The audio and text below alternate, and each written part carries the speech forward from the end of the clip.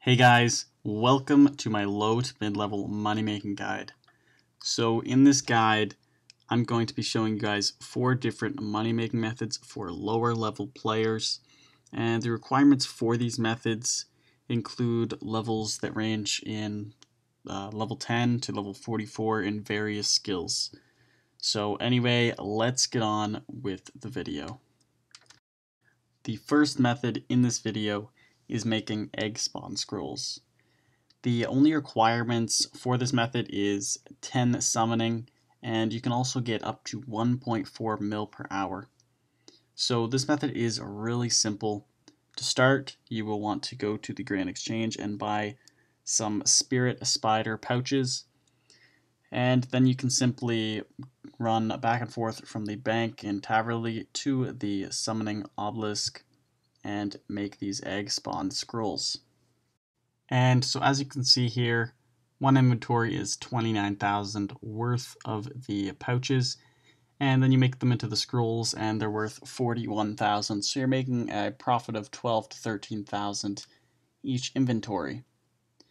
You can make around 32,000 of these scrolls per hour, so that is essentially going to be 1.4 mil per hour. You can technically get it a little higher, if you use surge and abilities like that to make it a little bit faster, but on average you can expect 1.4 mil per hour. And also, if you have Prif unlocked, you can actually make these scrolls during the Amulet Voice of Saren, and as you can see, it's still the 28,000 in pouches when you start, but you actually make 12 of these scrolls instead of 10, and as you can see, the profit went up by quite a bit. So here you could probably make over 2 mil per hour, but it does require you to have Prif unlocked, which isn't really a low requirement, but if you do have it unlocked, it would increase your profit per hour. So the next method is smelting and stringing Amulet of Defenses. And so this method requires gold bars and emeralds, and you also need balls of wool, cosmic runes, and air runes. And the only requirements are 31 crafting and 27 magic. So doing this method, you can actually get up to 1.2 mil per hour, and it also gets you a little bit of crafting XP. You can expect around 60,000 crafting XP and 30,000 magic XP. So to start, you'll want to do this method in 2 different parts. First, you want to buy the gold bars and the emeralds and put all the gold bars in the furnace. Now, you can only put the gold bars in the furnace if you have the Family Crest quest, so I would only advise doing this method if you have completed the Family Crest quest. So the first part of this method is simply going back and forth from the bank to the furnace, and you want to take out all of your emeralds and then go to the bank and make these emerald amulets. So once you have finished using all of your emeralds and have made all of the emerald amulets, you could use the balls of wool on the emerald amulets to make the stringed emerald amulet. And this would be part 2 of that method. So now moving on to part 3, you will actually want to enchant these amulets using the level 2 enchant. So to do this, just withdraw all of your emerald amulets and then use the level 2 emerald enchant on them. This requires a cosmic rune and air rune, so have some cosmic and air runes in your inventory when doing this. And so as you can see, you get quite a bit of magic XP doing this, which is where you get that 30,000 magic XP per hour. And so looking at the sample of 100 amulets that I did make, you can see that I made roughly 200k profit off these 100 amulets. Now, during an hour, you can actually make around 800 to 1,000 amulets. So you should expect around 1 mil per hour, up to 1.2 mil. I sold these amulets of defense for a little bit under price, so you can probably get a little bit more. money from selling them for the 4.5k, which is the Grand Exchange mid price. So anyway, that is it for this method. And just to mention this again, you do need the Family Crest quest to be completed to actually do this method effectively and make the Emerald Amulets. So make sure you have that completed. But anyway, let's get on with the next method. So this next method is a pretty interesting method, and that is stealing Cave Goblin wire. And so this method requires 44 thieving, and then one of the higher requirements is the death to the Dorgashun quest. It must be completed. And this has a few quests that you need to have completed before actually doing that quest, so it might take a while to get, but definitely worth it. You kind of need this quest for the Troll Stronghold quest and to unlock the God Wars 1 teleport, so it's a pretty useful quest anyway. But anyway, getting on with the method, you will want to go to this spot, the furnace, in the Dorgashun area, and then you'll find the cave wire.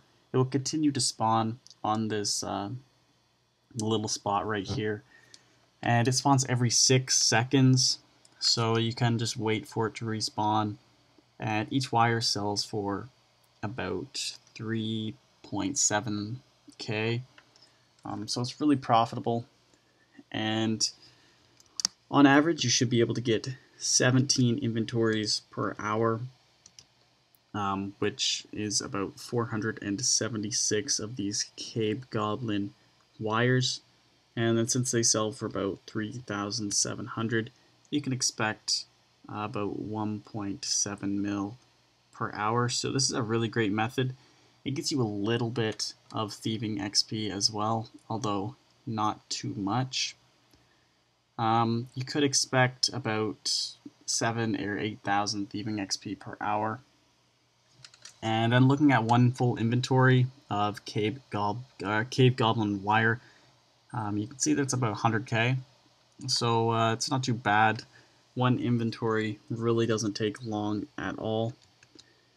It takes about 2 or 3 minutes to actually get a full inventory. So yeah, this method is a really good method, and you guys should definitely check it out.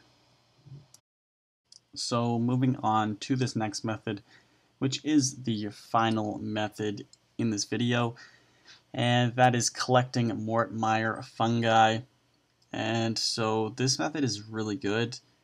You can actually get up to 3.8 mil per hour, which is insane. And some requirements are 40 thieving, and you will also need a list of quests completed that I will be putting up on screen now.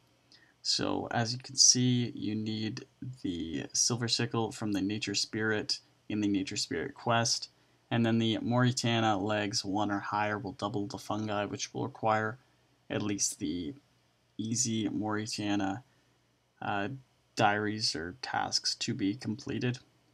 And then you also need Priest in Peril completed, a Fairy Tale Part 2, Deadliest Catch to speed up banking, although this isn't really needed.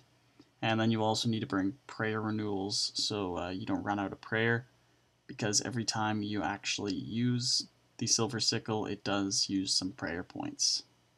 So to start this method, you will want to get your Silver Sickle B and then your Mauritania legs, and go to this spot right here in Mauritania.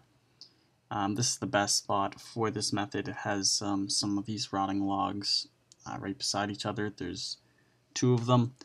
So pretty much all you will want to do is use Bloom on your Silver Sickle, and then you can continually go collect the Mort, Meyer fungi. And so there's 3 logs here. It's a really great spot, and the Mort, Meyer fungi sells for quite a bit. Each one sells for approximately 2k each, so it's pretty profitable. And you will need that prayer renewal for when your prayer starts decreasing. You only need 1 prayer to actually cast the spell on your sickle. So you shouldn't really have any problem. You don't need any prayer pots or anything like that. That's why prayer renewal is all you really need. And then to bank, you can go teleport to the canvas lodestone, go bank, and come back here. And that's what I do. But anyway, this method is really great for low-level players.